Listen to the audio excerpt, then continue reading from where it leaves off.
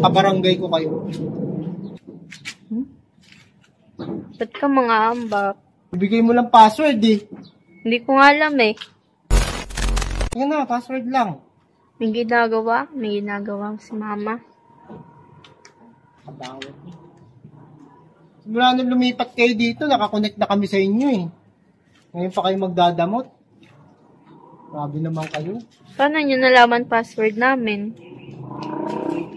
Basta, dapat hindi nyo na binabago yung password na lang. Hindi mo na kailangan malaman kung kanino ko nalaman. Kaya nga nakikiusap ako eh. Makikikunik ako sa inyo eh. Pakadamot nyo naman. Trabaho ko naman to eh. Sige na, ano mo na yung password? May ginagawa eh. Ba't di mo ba alam? Hindi.